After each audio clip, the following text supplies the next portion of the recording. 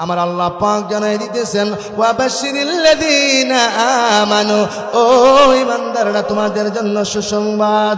আল্লাহ গো ঈমানদারদের জন্য সুসংবাদ জানাই দিলেন। তাফসীরে বাইজাবিতে কঠিনভাবে লিখতে যাইয়া তিনি লিখতেছেন এই সুসংবাদদাতার মাধ্যমে কয়েকটা শ্রেণীকে আউট করে দেওয়া হয়েছে, বাতিল করে দেওয়া হয়েছে। এক নম্বর আমার আল্লাহ তাআলা বাতিল করে দিলেন যারা কাফির তারা সুসংবাদ থেকে তারা বঞ্চিত হবে।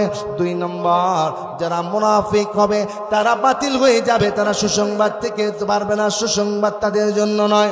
আর যারা দুটানার মধ্যে আছে, যারা যেমন সূরা বাকারাতে একটা পর্যায়ে যায় আমার মায়ার নবী রাহমাতুল লিল আলামিনের প্রতি ইঙ্গিত করে আমার আল্লাহ বলে দিচ্ছিলেন, ওগো নবী আকাফারতুম, তারা কাফির হয়ে যাবে বাদা ঈমানিকুম, ঈমান আনার পরেও।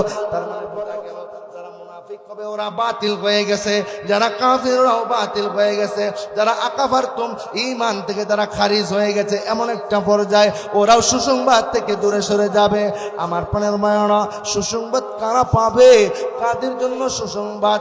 আল্লাহ জানাই দিতেছে ওয়াবাশশিরিল্লাযীনা আমানু আমানু আমানু, যারা ঈমান এনেছে। আওয়াজ তুলে একবার বলা যাবে কি সুবহানাল্লাহ। ঈমানের সংজ্ঞা কি? এবার পৃথিবীর একটা বিখ্যাত ফতোয়ার কিতাবের দিকে তাকাই।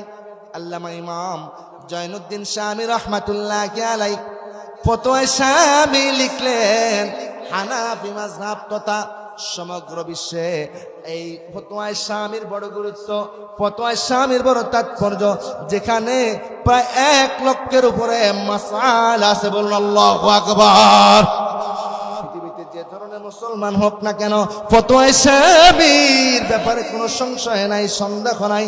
ফতোয়ায়ে শামীর ভূমিকাটা খুলবেন, মূল ছাপা যেটা অরিজিনাল লেবাননের গ্লোবাল ইউনিভার্সিটি থেকে যে ছাপাটা বের হয়েছে, ওই ছাপাটা খুলেন, ওটার মুকাদ্দমা ভূমিকার ভিতরে প্রকাশকের কিছু কথা থাকে, লেখকের কিছু কথা থাকে।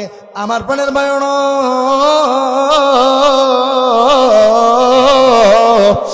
এই ব্যাপারে ইমাম জয়নুদ্দিন শামী রাহমাতুল্লাহি আলাইহি ফতোয়ায়ে শামীর মুকাদ্দমার ভিতরে লিখতেছে, মান ক্বালা লা ইলাহা ইল্লাল্লাহ লা ইউমিন, কিয়ামত পর্যন্ত যে লা ইলাহা ইল্লাল্লাহ পড়বে ও ঈমানদার হবে না, ঈমানের কাতারে আসবে না, ঈমান ওর কলবের ভিতরে ঢুকবে না।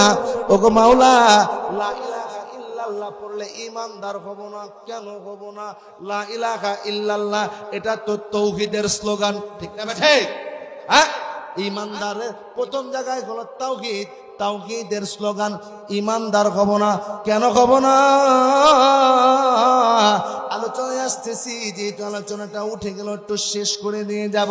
দ্বিতীয় নম্বরে ফতোয়ায়ে শামীতে লিখতেছে, ওয়ামান ক্বালা, যে পড়বে মুহাম্মাদুর রাসূলুল্লাহ সাল্লাল্লাহু আলাইহি ওয়াসাল্লাম, লা ইলাহার সঙ্গে মুহাম্মাদুর রাসূলুল্লাহ যখন অ্যাড করে দেবে, লাগায়া দেবে, ফাকাত অবশ্যই ইউমিন, সে ঈমানদারের কাতারে পড়ে যাবে। বলুন না সুবহানাল্লাহ।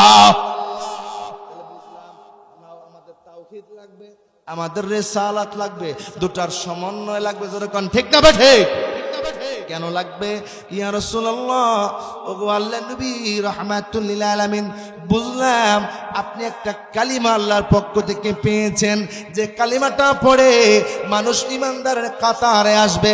গভীর মনোযোগ লাগায়া দেন, আলোচনা বুঝার জন্য বলছি, গভীরভাবে খেয়াল করে দেন। আল্লাহ পাক, ওগো মাওলা, মাওলা গো, তুমি মুহাম্মদুর রাসূলুল্লাহ পড়া না পর্যন্ত খালি লা ইলাহা ইল্লাল্লাহ বললে কেন ঈমানের কাতারে দিবা না, কেন ঈমানদারের ভিতরে ঢুকাইবা না? আমার আল্লাহ জানাই দিতেছে পবিত্র কোরআনুল কারীমের ভিতরে সূরা আলে ইমরানের 81 নম্বর আয়াতের ভিতরে আলোচনা করে দিতেছে, ওয়া ইযা আখাযাল্লাহু মিসাকান নবী, ও বন্ধু, ওগো আমার হাবিব, ওগো রাহমাতুল লিল আলামিন, আপনি স্মরণ করুন ওই সময়ের কথা, আপনি স্মরণ করুন ওই সময়ের কথা যখন আমি মানুষদের কাছ থেকে ওয়াদা নিলাম, আলাস্তু বিরাব্বিকুম ক্বালু বালা, আমি ওয়াদা নেওয়ার পরে আপনি নবী যারা হবে, যারা পয়গম্বর যারা হবে, তাদের কাছ থেকেও আমি ওয়াদা নিয়েছিলাম গো ইয়া রাসূলুল্লাহ। ওই দিনের কথা আপনি স্মরণ করুন। আল্লাহ জানাই দিতেছে, ও গো বন্ধু, আপনি একটু খেয়াল করে দেখুন, স্মরণ করে দেখুন, আমি ওয়াদা নিয়েছিলাম যারা নবুয়তি পাবে, যারা রিসালাতি পাবে, তাদের কাছ থেকে যারা ওয়াদা নিয়েছিলাম, আল্লাহ কি ওয়াদা নিয়েছিলেন? যারা নবুয়তি পাবে, যারা রিসালাতি পাবে, আপনি নবী যাওয়ার সঙ্গে সঙ্গে সঙ্গে সঙ্গে তাদের নবীগিরি বন্ধ হয়ে যাবে, রিসালাত বন্ধ হয়ে যাবে, তাদের কার্যক্রম বন্ধ হয়ে যাবে। সমস্ত নবীরা আপনি নবীর প্রতি ঈমান আনবে। আল্লাহু আকবার। আপনি নবীর প্রতি ঈমান আনবে, শুধু তা নয়, আপনি নবীর সঙ্গে সহযোগিতা করবে, আপনি নবীর সাথে সহযোগিতা করবে। যদি হায়াত পায়, কাঁধে কাঁধ মিলাইয়া তরবারি ধরা লাগলে তরবারি ধরবে, অস্ত্র ধরা লাগলে অস্ত্র ধরবে। যেভাবে সহযোগিতা করা লাগে সেভাবেই নবীকে সহযোগিতা করবে। আমার আল্লাহ বলে দিল, কোরআনের আরেকটা আয়াতে বলে দিল, আল ইয়াউমা আকমালতু লাকুম দীনাকুম। আমার প্রাণের ভাইয়েরা, এইভাবে আয়াতে কারিমার ভিতরে আল ইয়াউমা আকমালতু লাকুম দিয়া শেষ করে দিল। আমি তোমাদেরকে দিনে পরিপূর্ণ করে দিয়ে দিলাম, পরিপূর্ণ করে নিয়ে দিলাম। এই দিনের ভিতরে কালিমাটা দুইটা পাঠ যদি পরিপূর্ণ করো, একটা তাওহীদ পরিপূর্ণ করো, আর একটা রিসালাত পরিপূর্ণ করো, তাইলে তোমরা ঈমানদার হবা। ঈমান তোমাদের কলিজায় ঢুকবে, ঈমানের নূর দ্বারা তোমরা নূরান্বিত হবা। বলুন সুবহানাল্লাহ। আল্লাহু আকবার। ইয়া রাসূলুল্লাহ, ইয়া রাসূলুল্লাহ।